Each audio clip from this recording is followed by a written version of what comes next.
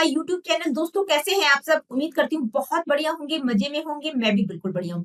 तो जैसा कि आप सभी जानते हैं, मैंने आप लोगों के लिए कॉमन पेडागोजी सीरीज स्टार्ट की है। ये पेडागोजी सीरीज न केवल DSSB PRT वाले बच्चों के लिए है, बल्कि जो स्टूडेंट्स बीएड एमएड एजुकेशन में नेट का प्रिपरेशन कर रहे हैं, इसके अलावा सीटेट एचटेट या किसी भी टीचिंग एग्जाम, चाहे एनबीएस केवीएस या एमआरएस या किसी अदर टीचिंग एग्जाम की तैयारी कर रहे हैं, जहां पर भी आप लोगों से पेडागोजी पूछी जाएगी, वहां पर ये सीरीज आप लोगों को बहुत ज्यादा हेल्प करेगी। और आप सभी जानते हैं कि हमने आईसीटी का टॉपिक स्टार्ट किया था और साथ में बीच बीच में मैं मैराथन वीडियोस भी आप लोगों के लिए इंक्लूड करती हूँ। तो जो आईसीटी का टॉपिक स्टार्ट किया था उसको मैंने 2 पार्ट्स में डिवाइड किया था। मैं एक बार दोबारा से आप लोगों को बता देती हूँ। फर्स्ट पार्ट आईसीटी का था, वो टीचिंग और लर्निंग से रिलेटेड था, वो मैं करवा चुकी हूँ। सेकेंड पार्ट जो है कंप्यूटर से रिलेटेड है, ठीक है। और कंप्यूटर से रिलेटेड कौन कौन से सब टॉपिक्स में आप लोगों को करवा चुकी हूँ, तो यहाँ पर आप देख सकते हैं ये 1 से लेके 15 सब टॉपिक्स हम कवर कर चुके हैं। हर टॉपिक पर आपको एक इंडिपेंडेंट वीडियो मिलेगा। आईसीटी को बिल्कुल डिटेल में मैंने करवाया है। और आज की इस वीडियो में हम बात करेंगे ICT and e governance in India. देखिए बहुत ही इंपॉर्टेंट टॉपिक है, बिल्कुल डिटेल में मैं इस टॉपिक को लेकर आई हूँ और इस टॉपिक से रिलेटेड क्या क्या चीजें हम समझने वाले हैं आज की इस वीडियो में। तो सबसे पहले हम बात करेंगे ई गवर्नेंस को समझने से पहले आपको पता होना चाहिए कि गवर्नेंस का मतलब क्या होता है।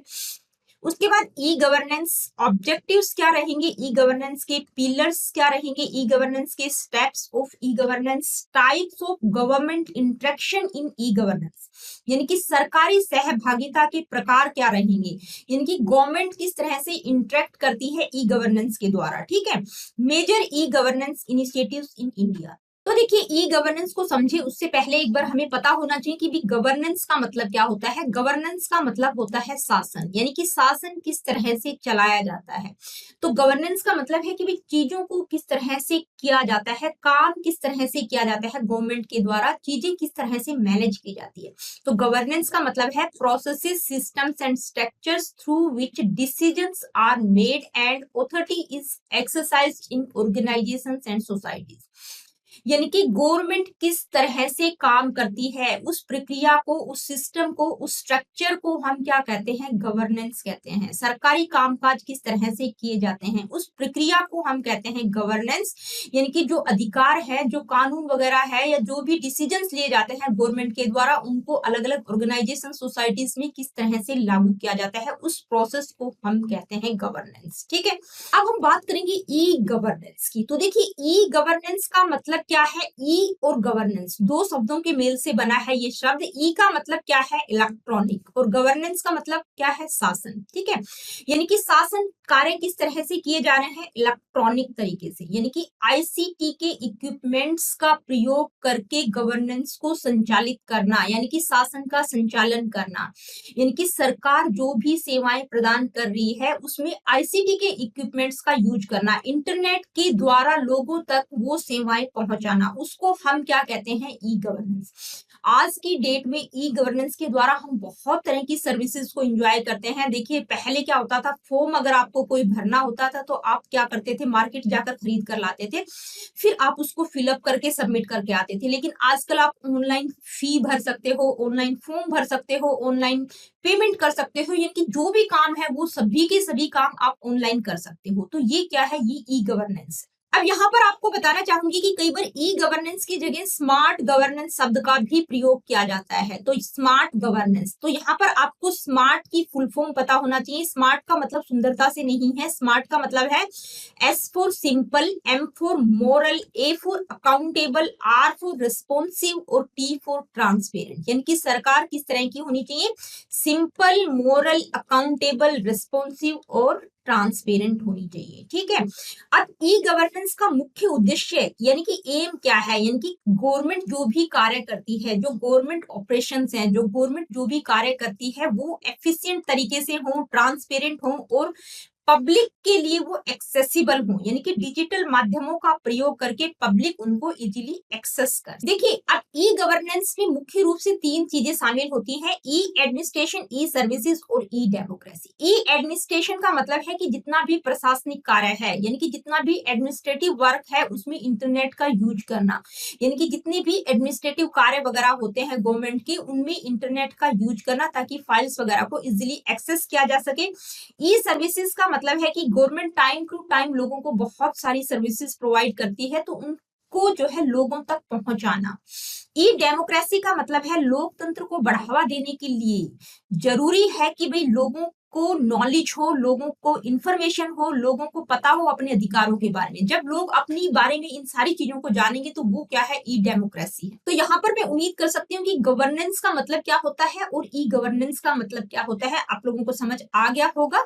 यानी कि सरकारी कामकाज को इलेक्ट्रॉनिक आईसीटी के इक्विपमेंट्स के द्वारा करना, वो क्या है, ई गवर्नेंस। अब ये जो ई गवर्नेंस है, यानी कि सरकारी कामकाज जो है वो इलेक्ट्रॉनिक तरीके से किए जा रहे हैं, आईसीटी का यूज किया जा रहा है उनमें, तो इसका कुछ ना कुछ तो ऑब्जेक्टिव होगा ई गवर्नेंस का। तो क्या क्या ऑब्जेक्टिव्स हैं इसके, क्या उद्देश्य है? तो पहला क्या है भाई, एफिशिएंसी होनी चाहिए, यानी कि जितना भी एडमिनिस्ट्रेटिव प्रोसेस है, जितने भी एडमिनिस्ट्रेटिव कार्य हैं, वो बिल्कुल एफिशिएंट तरीके से किए जाने चाहिए, उनमें कोई भी किसी भी प्रकार का ब्यूरोक्रेटिक हर्डल्स नहीं आने चाहिए।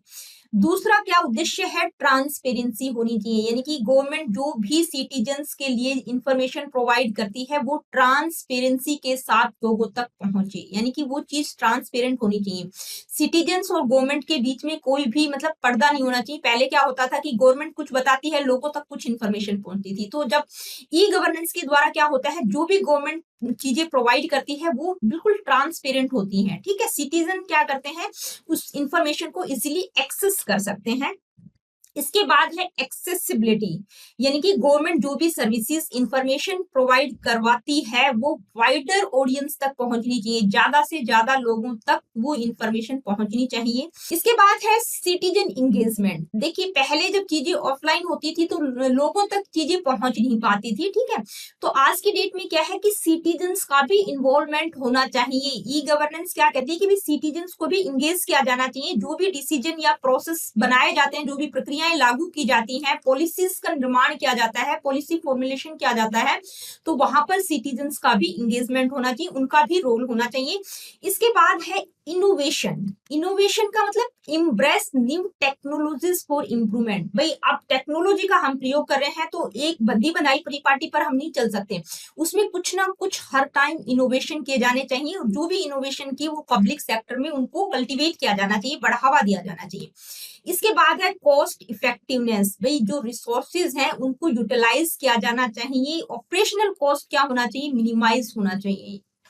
नेक्स्ट क्या है, क्वालिटी सर्विसेज डिलीवरी। सरकार जो भी सेवाएं प्रदान करती है वो क्वालिटेटिव होनी चाहिए, ठीक है। यूजर एक्सपीरियंसेस को भी इनहेंस किया जाना चाहिए टेक्नोलॉजी के थ्रू। इसके बाद है सिक्योरिटी एंड प्राइवेसी। तो देखिए जब चीजें इलेक्ट्रॉनिक तरीके से होती है, इंटरनेट का प्रयोग किया जाता है, तो सिक्योरिटी और प्राइवेसी का ध्यान रखना बहुत जरूरी है, क्योंकि जो भी डाटा है गवर्नमेंट का वो बहुत ही सिक्योर होना चाहिए, अदरवाइज कोई भी हैकर उसको चोरी कर सकता है, ठीक है। तो ई गवर्नेंस के उद्देश्य क्या क्या है कि भाई जो भी कामकाज हो रहा है उसमें ट्रांसपेरेंसी होनी चाहिए, वो एफिशिएंट तरीके से हो, कॉस्ट इफेक्टिव होना चाहिए, सिटीजन्स का एंगेजमेंट होना चाहिए, पब्लिक के लिए एक्सेसिबल होनी चाहिए चीजें, इनोवेशन करते रहना चाहिए टेक्नोलॉजी में, ठीक है। क्वालिटी सर्विस डिलीवरी होनी चाहिए और सिक्योरिटी और प्राइवेसी का भी ध्यान रखना है, क्योंकि जब हम ई गवर्नेंस की बात कर रहे हैं। इसके बाद हम बात करेंगे पिलर्स ऑफ ई गवर्नेंस। देखिए पिलर्स का मतलब क्या होता है, स्तंभ, ठीक है।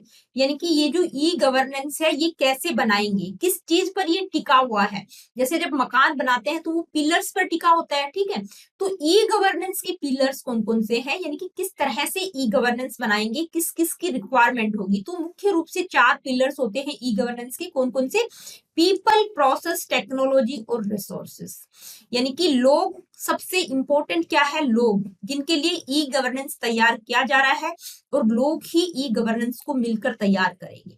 उसके बाद है टेक्नोलॉजी। भाई टेक्नोलॉजी का मतलब है कि टेक्नोलॉजी क्या है, बैकबोन है ई गवर्नेंस की। उसके लिए हार्डवेयर, सॉफ्टवेयर, डिजिटल टूल्स का होना बहुत जरूरी है, यानी कि बेस तैयार करने के लिए टेक्नोलॉजी का होना बहुत जरूरी है। विदाउट टेक्नोलॉजी के हम ई गवर्नेंस के बारे में सोच भी नहीं सकते। अब ये जो सारा काम होगा वो किसी ना किसी प्रोसेस के तहत होगा, यानी कि पूरी की पूरी प्रक्रिया के तहत ये कार्य चलेगा, ठीक है। पूरा का पूरा प्रोसेस होगा कि भाई ये काम किस तरह से होगा। और इसके बाद है रिसोर्सेज। देखिए इस पूरे के पूरे काम को करने के लिए रिसोर्सेज की आवश्यकता आवश्यकता होगी, चाहे वो फाइनेंशियल, ह्यूमन या इंफ्रास्ट्रक्चर से रिलेटेड रिसोर्सेज हो, तो संसाधनों की आवश्यकता पड़ेगी। तो ई गवर्नेंस के ये 4 मुख्य पिलर हैं, क्या क्या? पीपल, प्रोसेस, टेक्नोलॉजी और रिसोर्सेज। यानी कि ई गवर्नेंस कैसे बनाएंगे, उसके लिए इन 4 चीजों की आवश्यकता पड़ेगी बेसिकली। इसके बाद आगे हम बढ़ेंगे, बात करेंगे स्टेजेस या स्टेप्स ऑफ ई गवर्नेंस। अब देखिए स्टेप्स और पिलर्स में क्या डिफरेंस है।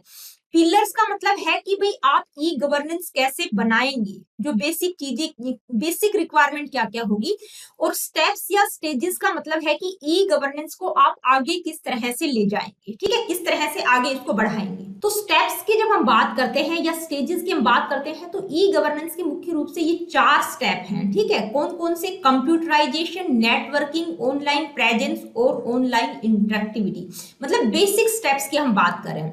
कंप्यूटराइजेशन का मतलब है सबसे इनिशियल स्टेज है, जिसमें क्या है कि भाई ई गवर्नेंस की जब हम बात कर रहे हैं तो कंप्यूटर की पहुंच लोगों तक होनी चाहिए। लोगों से पहले गवर्नमेंट के जितने भी ऑफिसेज हैं उनमें कंप्यूटर होना चाहिए, और गवर्नमेंट ऑफिसेज के साथ साथ सिटीजन्स के पास भी कंप्यूटर होने चाहिए, ठीक है। बेसिक रिक्वायरमेंट, पहला स्टेप क्या है? कंप्यूटराइजेशन, यानी कि कंप्यूटर्स अवेलेबल होने चाहिए लोगों के पास गवर्नमेंट ऑफिसेज में। इसके बाद है नेटवर्क, यानी कि भाई कंप्यूटराइज सिस्टम तो हो गया, आप लोगों ने कंप्यूटर्स तो रख दिए, लेकिन अब उनको कनेक्ट करने के लिए नेटवर्क होना चाहिए। इंटरनेट के बिना आप उनको आपस में कनेक्ट नहीं कर सकते, कम्युनिकेट नहीं कर सकते, ठीक है। बिना इंटरनेट के कम्युनिकेशन हो ही नहीं सकता। जो डिफरेंट डिफरेंट गवर्नमेंट के ऑफिसेज है, डिपार्टमेंट्स है, तो वहां पर कम्युनिकेट करने के लिए नेटवर्क का होना बहुत जरूरी है, ताकि आप कोऑर्डिनेट कर सके। इसके बाद है ऑनलाइन प्रेजेंस। देखिए ऑनलाइन प्रेजेंस का मतलब है कि भाई कंप्यूटराइजेशन आ गए, कंप्यूटर आप लोगों ने रख दिए, साथ ही उनको आपस में कनेक्ट भी कर दिया। अब ऑनलाइन प्रेजेंस किस तरह से होगी? ऑनलाइन प्रेजेंस का मतलब है कि आपको आपका जो कंटेंट है वो भी तो होना चाहिए, ठीक है। यानी कि ऑनलाइन आपका कंटेंट होगा तभी तो आपका ऑनलाइन प्रेजेंस शो होगा। यानी कि आपको कोई ना कोई वेबसाइट क्रिएट करनी पड़ेगी या कोई एप्लीकेशन आपको बनाना पड़ेगा, यानी कि डिजिटल प्लेटफॉर्म्स का आपको प्रयोग करना है। चाहे कोई एप्लीकेशन के थ्रू या वेबसाइट के थ्रू आप कंटेंट प्रोवाइड कर सके, चीजों को मैनेज कर सकें, ठीक है। इंफॉर्मेशन और सर्विसेज पब्लिक तक पहुंच सके। इसके बाद है ऑनलाइन इंटरेक्टिविटी। अब ऑनलाइन इंटरेक्टिविटी का मतलब क्या है कि भाई आपने कंप्यूटर रख दिए, नेटवर्क से कनेक्ट कर दिया, आपने अपना कंटेंट भी प्रोवाइड कर दिया। अब लोगों से इंटरेक्ट किस तरह से करेंगे? तो ये क्या है? ये स्टेज कहती है कि भाई जो कम्युनिकेशन है वो 2 वे कम्युनिकेशन होना चाहिए। लोगों की शिकायतें भी तो हो सकती हैं गवर्नमेंट के लिए, तो गवर्नमेंट तक उनकी शिकायतें कैसे पहुंचेंगी? जब 2 वे कम्युनिकेशन होगा, यानी कि सिटीजन्स को भी अलाउ किया जाना चाहिए कि वो अगर अपनी कोई बात रखना चाहते हैं या गवर्नमेंट को कुछ कहना चाहते हैं तो गवर्नमेंट तक उनकी बात डायरेक्टली पहुंच सके। तो ये क्या है? ऑनलाइन इंटरेक्टिविटी, यानी कि 2 वे कम्युनिकेशन होना चाहिए, 1 वे कम्युनिकेशन नहीं होना चाहिए कि सरकार ने जो भी सर्विसेज इंफॉर्मेशन प्रोवाइड की है वो सिटीजन्स तक पहुंचे, बल्कि सिटीजन्स को भी हक होना चाहिए, उनको भी अलाउ किया जाना चाहिए कि भाई वो भी गवर्नमेंट सर्विसेज या इंफॉर्मेशन के बारे में कुछ बताना चाहते हैं तो वो उनको प्रोवाइड कर सकते हैं, वो बता सकते हैं गवर्नमेंट को। तो क्या है? ऑनलाइन इंटरेक्टिविटी भी होनी चाहिए। तो ये मुख्य रूप से 4 स्टेप हैं, क्या क्या? कंप्यूटराइजेशन, नेटवर्किंग, ऑनलाइन प्रेजेंस और ऑनलाइन इंटरेक्टिविटी। अब स्टेप्स के बाद हम बात करेंगे types of government interaction in e governance, यानी कि गवर्नमेंट इंटरेक्ट किस तरह से कर सकती है ई गवर्नेंस में, ठीक है। यानी कि ई गवर्नेंस में सहभागिता कितने प्रकार से हो सकती है, यानी कि गवर्नमेंट कितने तरीके से इंटरेक्ट कर सकती है। अब पहला है G2G। G2G का मतलब है गवर्नमेंट टू गवर्नमेंट, यानी कि यहाँ पर जो इंटरेक्शन हो रहा है सरकारी सर्विसेज और इंफॉर्मेशन वगैरह का, जो भी सर्विसेज और इंफॉर्मेशन है उनको आपस में एक गवर्नमेंट से दूसरी गवर्नमेंट को ही शेयर किया जाता है, ठीक है। तो यहाँ पर इंटरेक्शन और कम्युनिकेशन किसके बीच में हो रहा है? डिफरेंट गवर्नमेंट डिपार्टमेंट्स, एजेंसीज और लेवल्स ऑफ गवर्नमेंट, यानी कि अलग अलग लेवल की गवर्नमेंट्स होती हैं, सेंट्रल गवर्नमेंट, स्टेट गवर्नमेंट और लोकल गवर्नमेंट, ठीक है। तो यहाँ पर मतलब इनके बीच में ही आपस में कम्युनिकेशन और इंटरेक्शन हो रहा है। तो G2G यानी कि गवर्नमेंट टू गवर्नमेंट के बीच में इंटरेक्शन, कम्युनिकेशन हो रहा है। तो जैसे कि 2 डिपार्टमेंट है गवर्नमेंट के, अलग अलग टैक्स और रिवेन्यू डिपार्टमेंट है, तो उनके बीच में आपस में डाटा को शेयर करना, या inter agency communication for collaborative projects हो गया, या कोई भी इंफॉर्मेशन एक्सचेंज करना लोकल और सेंट्रल गवर्नमेंट के बीच में। ये किस तरह के एग्जांपल्स है? G2G, यानी कि जो भी इंटरेक्शन हो रहा है वो एक गवर्नमेंट से दूसरे गवर्नमेंट डिपार्टमेंट के बीच में ही हो रहा है। इसके अलावा एक प्लेटफॉर्म है प्रगति, तो वहां पर भी जो गवर्नमेंट अपनी जो भी ऑनलाइन सर्विसेज वगैरह प्रोवाइड करती है तो वो चेक करती रहती है बीच बीच में कि जो भी सर्विसेज प्रोवाइड की जा रही है गवर्नमेंट के द्वारा उनका इंप्लीमेंटेशन सही तरीके से हो रहा है कि नहीं। इसके बाद है G2C। अब ये G2C क्या है? G2C का मतलब है गवर्नमेंट टू सिटीजन, यानी कि जो भी इंटरेक्शन कम्युनिकेशन हो रहा है वो किसके बीच में हो रहा है? गवर्नमेंट टू सिटीजन, यानी कि सरकार जो भी अपनी ऑनलाइन सेवाएं प्रोवाइड करती है, जो भी सर्विसेज प्रोवाइड करती है अपने सिटीजन्स के लिए, उसको हम क्या कहते हैं? G2C, यानी कि गवर्नमेंट सिटीजन्स को सर्विसेज प्रोवाइड कर रही है। जैसे ऑनलाइन सर्विसेज फॉर सिटीजन्स, जैसे टैक्स फिलिंग हो गया या परमिट वगैरह के लिए अप्लाई करना, मतलब जो भी ऑनलाइन कार्य सिटीजन्स कर सकते हैं, गवर्नमेंट जो भी सिटीजन्स के लिए कर रही है वो किसके अंतर्गत आएगा? गवर्नमेंट टू सिटीजन, यानी कि गवर्नमेंट अपने सिटीजन्स को, अपने नागरिकों को क्या क्या ऑनलाइन सुविधाएं प्रदान कर रही है। इसके बाद बात करेंगे G2B। देखिए G2B का फुल फॉर्म क्या होता है? गवर्नमेंट टू बिजनेस, यानी कि यहाँ पर इंटरेक्शन किसके बीच में हो रहा है? गवर्नमेंट और बिजनेसेस और इंडस्ट्रीज के बीच में, यानी कि सरकार बिजनेस को बढ़ावा देने के लिए यहाँ पर काम करती है। जो लोग अपना बिजनेस स्टार्ट करना चाहते हैं या कुछ बिजनेस से रिलेटेड काम करना चाहते हैं तो वहां पर जब सरकार उन लोगों को सुविधाएं प्रदान करती है तो इसको क्या कहा गया है? G2B। इसका सबसे बेस्ट एग्जांपल क्या हो सकता है? GST, यानी कि GST कौन भरते हैं? जो लोग बिजनेस करते हैं वही GST पेड करते हैं, ठीक है। तो उसके लिए क्या किया गया है? GST पोर्टल्स बनाए गए हैं ताकि ऑनलाइन पेमेंट किया जा सके। तो G2B का मतलब क्या है कि भाई वो सारे ऑनलाइन प्लेटफॉर्म्स जो सरकार बिजनेस को बढ़ावा देने के लिए तैयार करती है उनको हम क्या कहते हैं? G2B, government to business. जैसे ऑनलाइन बिजनेस रजिस्ट्रेशन हो गया, लाइसेंस एंड परमिट ऑब्टेन करना। इसके बाद है G2E। G2E का मतलब है गवर्नमेंट टू एम्प्लॉय, यानी कि इंटरेक्शन किसके बीच में हो रहा है? गवर्नमेंट और उसके एम्प्लॉयज के बीच में, जो गवर्नमेंट एम्प्लॉयज है उनके बीच में इंटरेक्शन, यानी कि सरकार अपने एम्प्लॉयज को सुविधा देने के लिए जो ऑनलाइन प्लेटफॉर्म तैयार करती है उसको हम क्या कहेंगे? G2E, यानी कि गवर्नमेंट टू एम्प्लॉय। जैसे अगर हम बात करें कि भाई आजकल जितने भी सरकारी एम्प्लॉयज हैं तो उनकी सैलरी आजकल डायरेक्ट उनके अकाउंट में पहुंच जाती है, तो ये क्या है? ये गवर्नमेंट टू एम्प्लॉय है। या एम्प्लॉय सेल्फ सर्विस पोर्टल हो गया, ऑनलाइन ट्रेनिंग प्रोग्राम हो गया, digital HR services for government staff, ठीक है। ये किसके एग्जांपल्स हैं? G2E के। तो अभी तक हमने क्या क्या समझा उसको हम एक बार देख लेते हैं। सबसे पहले हमने देखा कि भी गवर्नेंस होती क्या है, उसके बाद ई गवर्नेंस का क्या मतलब होता है, अब ई गवर्नेंस के ऑब्जेक्टिव्स क्या होंगे, उसके पिलर्स कौन कौन से हैं, उसके स्टेप्स क्या क्या हो सकते हैं, types of government interaction in e governance, यानी कि सरकार कितनी तरह से इंटरेक्ट कर सकती है ई गवर्नेंस में। तो 4 तरह से इंटरेक्ट कर सकती है। कौन कौन से? मतलब government to government, government to citizens, government to business और गवर्नमेंट टू एम्प्लॉय। आगे बढ़ते हैं, अब हम बात करेंगे major e governance initiatives in India. देखिए ई गवर्नेंस को बढ़ावा देने के लिए इंडिया में कौन कौन से इनिशिएटिव्स लिए गए हैं, कौन कौन सी पहल शुरू की गई हैं। तो सबसे पहले बात करते हैं डिजिटल इंडिया की, यानी कि एक बहुत ही इंपॉर्टेंट कार्यक्रम भारत सरकार द्वारा शुरू किया गया, उसका नाम क्या है? Digital India. इसको कब लॉन्च किया गया था? 1 जुलाई 2015। डेट भी याद रखिएगा, कौन सी जुलाई? 1 जुलाई 2015 को ये कार्यक्रम लॉन्च किया गया था। इसका मुख्य उद्देश्य क्या था? भारत में डिजिटलाइजेशन को बढ़ावा देना, यानी कि लोग चीजों को डिजिटली, यानी कि ICT का प्रयोग करके, इंटरनेट का प्रयोग करके लोग चीजों को करना सीखें। तो इसके लिए भारत सरकार ने क्या किया कि हाई स्पीड इंटरनेट लोगों को प्रोवाइड किए। जो ग्रामीण क्षेत्रों में लोग रहते हैं उनको भी इंटरनेट की सुविधा प्रोवाइड की गई। इंटरनेट प्रोवाइड करने के बाद जो है उनको ई गवर्नेंस और ई सर्विसेज प्रोवाइड की गई ताकि लोग चीजों को डिजिटली करना सीखें। तो कहने का मतलब क्या है कि भाई हमारी जो सोसाइटी, हमारा जो इंडिया है उसको डिजिटली इंपावर्ड करना। तो इसका एक कोटेशन भी है डिजिटल इंडिया का, पूछा भी जा सकता है, पावर टू इंपावर, ठीक है, पावर से इंपावर की तरफ जाना।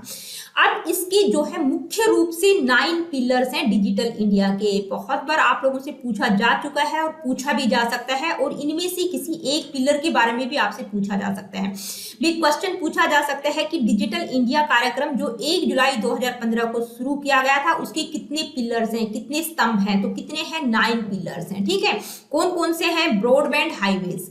ब्रॉडबैंड हाईवेज का मतलब है कि भाई लोगों को ब्रॉडबैंड की सुविधा प्रदान करना। ठीक है, और इसके लिए एक प्रोग्राम भी शुरू किया गया था ब्रॉडबैंड हाईवेज के लिए। क्या है उसका नाम? भारत नेट। ठीक है, भारत नेट, उसका नाम क्या है? भारत नेट प्रोग्राम भी एक प्रोजेक्ट शुरू किया गया था ताकि ब्रॉडबैंड लोगों तक इजीली पहुंच सके। Universal access to mobile connectivity, यानी कि हर इंसान के पास, हर इंडिविजुअल के पास मोबाइल होना चाहिए। Universal access to mobile connectivity. Public internet access programme, देखिए पब्लिक इंटरनेट एक्सेस प्रोग्राम भी चलाए गए, यानी कि पब्लिक इजीली इंटरनेट को एक्सेस कर सके, इसके लिए जो है पब्लिक वाईफाई और हॉटस्पॉट्स वगैरह का प्रयोग किया गया। इसके बाद है ई गवर्नेंस। ई गवर्नेंस का मतलब रिफॉर्मिंग गवर्नमेंट थ्रू टेक्नोलॉजी, यानी कि सरकार की जो सेवाएं हैं उनको ऑनलाइन बनाना। ई क्रांति का मतलब है इलेक्ट्रॉनिक डिलीवरी ऑफ सर्विसेज। देखिए ई क्रांति बहुत ही इंपॉर्टेंट पिलर है डिजिटल इंडिया का। क्या है कि भाई सरकार की जो भी सेवाएं हैं उनको इंटरनेट के माध्यम से लोगों तक पहुंचाना। ठीक है, तो पूछा भी जा सकता है ई क्रांति के बारे में कि डिजिटल इंडिया का वो कौन सा पिलर है जिसमें जो है सरकार अपनी सेवाओं को इंटरनेट के माध्यम से लोगों तक पहुंचाती है। तो कौन सा है? ई क्रांति। इंफॉर्मेशन फॉर ऑल का मतलब सभी को इंफॉर्मेशन प्रोवाइड करना। इलेक्ट्रॉनिक मैन्युफैक्चरिंग, ये भी बहुत इंपॉर्टेंट पिलर है। देखिए होता क्या है कि आज की डेट में हम आईसीटी के जितने भी इक्विपमेंट्स यूज करते हैं, तो वो क्या है कि हम दूसरे देशों से ज्यादातर आईसीटी के इक्विपमेंट्स को क्या करते हैं? इंपोर्ट करते हैं, बाहर के देशों से मंगवाते हैं, जैसे चाइना, वियतनाम वगैरह। तो भारत का बहुत ज्यादा पैसा इन चीजों में वेस्ट हो जाता है। तो सरकार क्या चाहती है कि भाई जो इलेक्ट्रॉनिक इक्विपमेंट्स हैं उनको मैन्युफैक्चर किया जाना चाहिए इंडिया में ही। इसके बाद है आईटी फॉर जॉब्स, यानी कि जॉब्स के लिए इंफॉर्मेशन टेक्नोलॉजी का प्रयोग करना। कहने का मतलब है कि जो एम्प्लॉयमेंट अपॉर्चुनिटीज हैं उनके लिए इंफॉर्मेशन टेक्नोलॉजी का प्रयोग किया जाना चाहिए। लोगों को इसके बारे में नॉलेज होनी चाहिए। अपने जॉब्स वगैरह के लिए वो आईटी का प्रयोग करें, इंफॉर्मेशन टेक्नोलॉजी का प्रयोग करें। अर्ली हार्वेस्ट प्रोग्राम्स, यानी कि जो भी इनिशिएटिव्स, जो भी स्टार्टअप्स गवर्नमेंट के द्वारा किए जा रहे हैं उनको आगे की तरफ बढ़ाना है। तो देखिए डिजिटल इंडिया के बारे में आपको क्या क्या मेन पॉइंट्स याद रखने हैं कि भाई इसकी शुरुआत कब की गई थी? 1 जुलाई 2015 को इसको शुरू किया गया था। कौन सी मिनिस्ट्री, ठीक है, कौन सी मिनिस्ट्री के तहत आता है? Ministry of electronic information technology. इसमें कितने पिलर्स हैं? तो 9 पिलर्स हमने अभी पढ़े। ठीक है, सबके बारे में आपको पता होना चाहिए। और इसका जो थीम है वो क्या है? डिजिटल इंडिया का पावर टू एम्पावर। ये मेन पॉइंट्स आपको ध्यान में रखने हैं। आगे बढ़ते हैं। अब जो दूसरा इनिशिएटिव है वो भी बहुत इंपॉर्टेंट है। क्या है? नेशनल इंफॉर्मेटिक्स सेंटर, निक। ठीक है, फुल फॉर्म्स आपको सभी की पता होनी चाहिए। अब ये जो नेशनल इंफॉर्मेटिक्स सेंटर है इसकी शुरुआत, यानी कि इसको इस्टेब्लिश कब किया गया था? 1976 में किया गया था। साइंस और टेक्नोलॉजी से रिलेटेड ऑर्गेनाइजेशन है। कहने का मतलब है कि भाई आईसीटी के लिए एक तरह से इंफ्रास्ट्रक्चर प्रोवाइड करता है निक।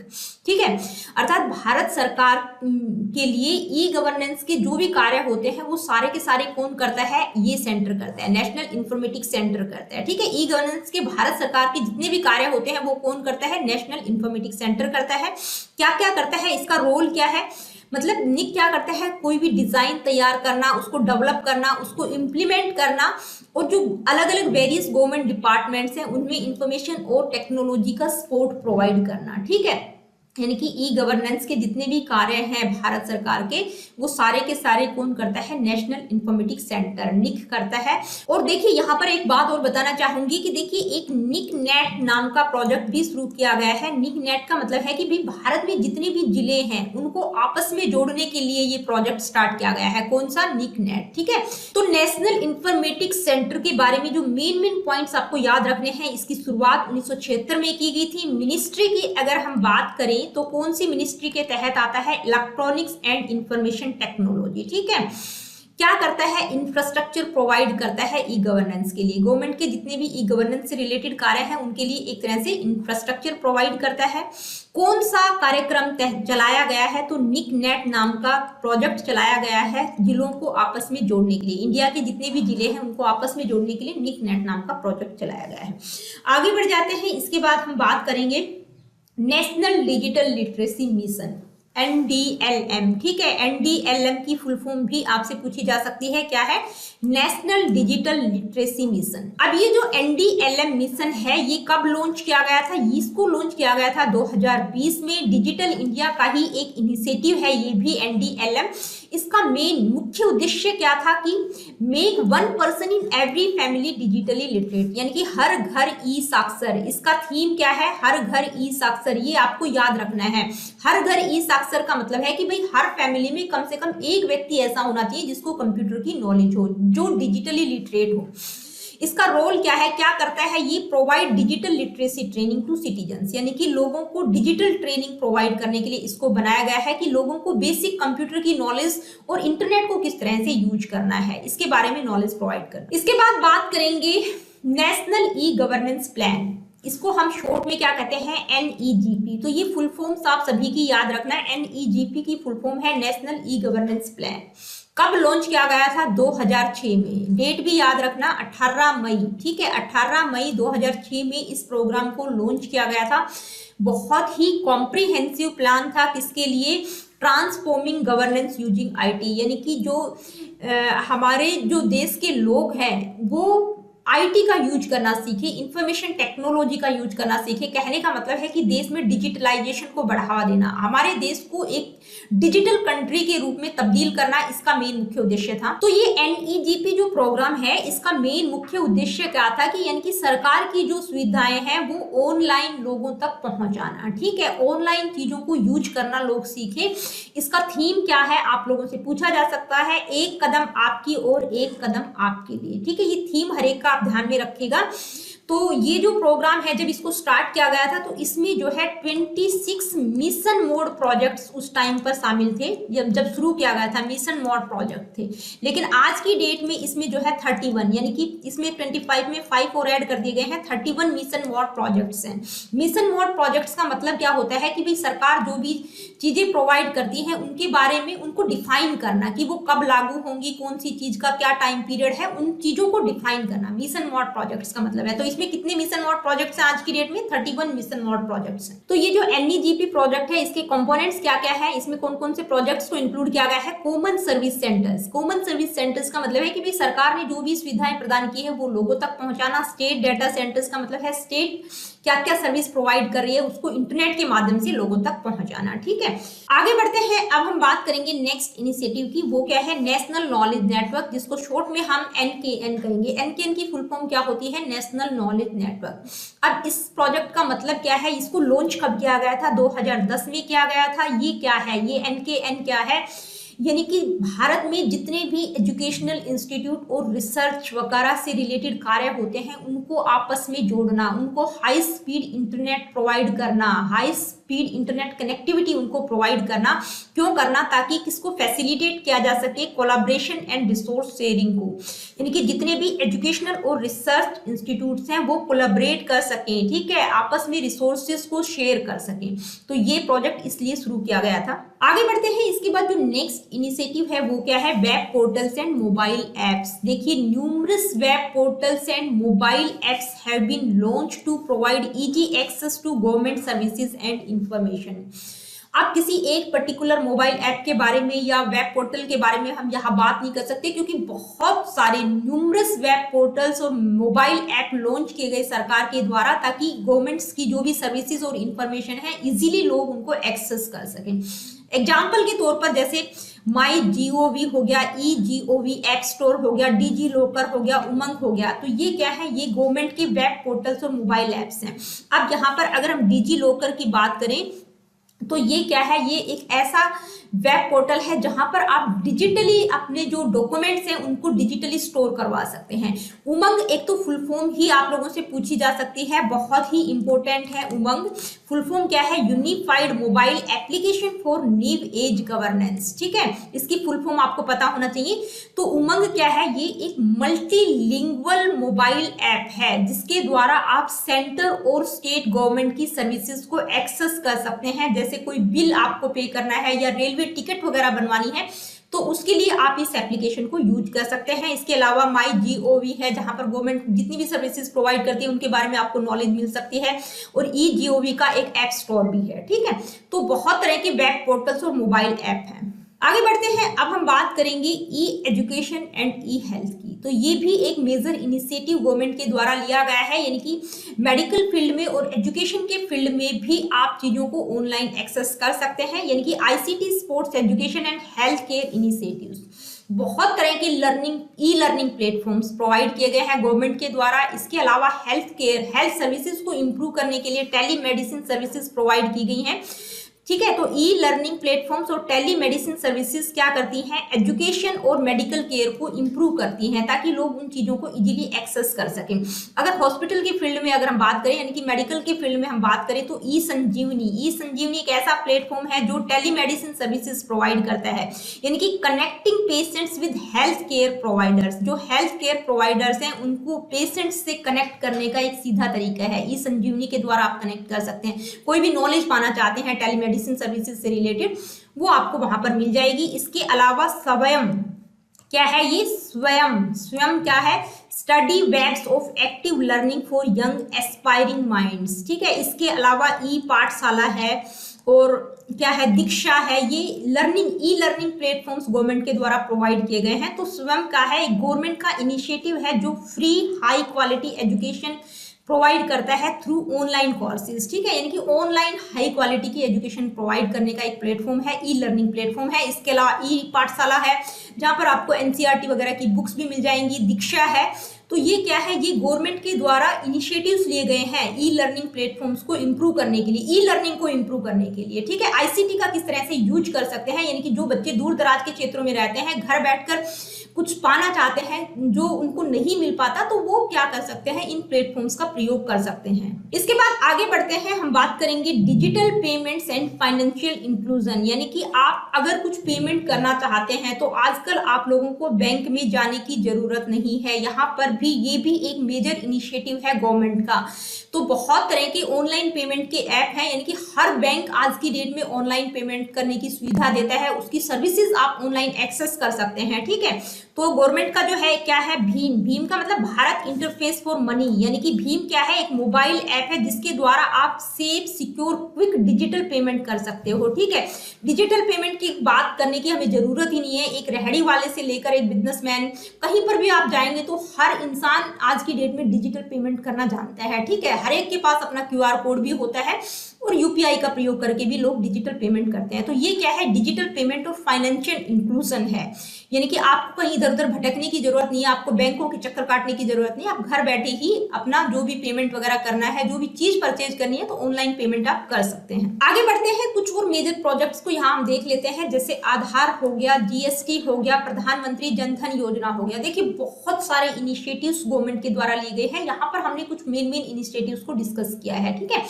अब आधार की अगर बात करें तो ये क्या होता है, ये 12 डिजिट्स का एक नंबर होता है, यानी कि इंडिविजुअल का आइडेंटिफिकेशन नंबर होता है 12 डिजिट का, एक बायोमेट्रिक बेस्ड आइडेंटिफिकेशन सिस्टम इसको कह सकते हैं। कहने का मतलब क्या है कि आपका डिजिटल ID प्रूफ, इसको आप समझ सकते हैं, हर एक के पास अपना आधार कार्ड होता है, ठीक है। GST की बात करें तो जो भी मतलब goods and services tax network से रिलेटेड है, जो भी व्यापार वगैरह करते हैं तो वो GST पे कर सकते हैं, ऑनलाइन प्लेटफॉर्म उनके लिए बनाया गया है। प्रधानमंत्री जनधन योजना क्या है, ये एक फाइनेंशियल इंक्लूजन प्रोग्राम है, यानी कि जो लोग गरीब हैं, गरीबी रेखा से नीचे हैं, उनके लिए बैंकिंग की सुविधा प्रदान गवर्नमेंट के द्वारा की गई है। उसको क्या कहा गया है? प्रधानमंत्री जनधन योजना। ठीक है, यानी कि जो अनबैंक्ड है, जिनके अपने बैंक खाते नहीं है, उनके लिए बैंकिंग सर्विसेज प्रोवाइड करना। तो दोस्तों, आज का जो टॉपिक था ICT and e governance in India, इसमें हमने क्या क्या देखा, एक बार रिवाइज कर लेते हैं कि भाई गवर्नेंस क्या होती है, ई गवर्नेंस का मतलब क्या है, आईसीटी ई गवर्नेंस में किस तरह से हेल्प करती है, ई गवर्नेंस के ऑब्जेक्टिव्स क्या क्या है, उसके पिलर्स कौन कौन से होंगे, उसकी स्टेजेस की हमने बात की। ठीक है, उसके बाद टाइप्स ऑफ गवर्नमेंट इंटरेक्शन, यानी कि सरकारी सहभागिता कितने प्रकार से हो सकती है ई गवर्नेंस में, और उसके बाद हमने डिस्कस किया था मेजर इनिशिएटिव्स, ई गवर्नेंस के मेजर इनिशिएटिव्स क्या क्या है जो गवर्नमेंट ऑफ इंडिया के द्वारा लिए गए हैं। ठीक है, तो यहाँ मैं उम्मीद कर सकती हूँ कि भाई आप लोगों का कोई डाउट होगा नहीं। अगर फिर भी कुछ डाउट रह गया है तो आप मुझे कमेंट करके बता सकते हो। अगर वीडियो आप लोगों को पसंद आते हैं तो please like share and do subscribe the education classes.